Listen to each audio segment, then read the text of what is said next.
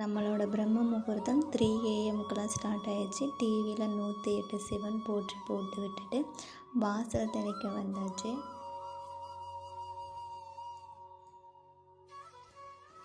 வாசலும் எல்லாம் தெளித்து விட்டுட்டு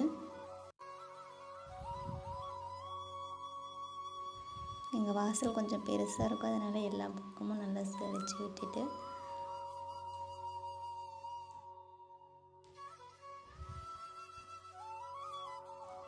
கோலம் போடுறதுக்காக கொஞ்சம் இடத்த பெருக்கி விட்டுட்டு அப்புறம் குளிச்சுட்டு வந்துட்டு கோலம் போடவும் ஸ்டார்ட் பண்ணியாச்சு.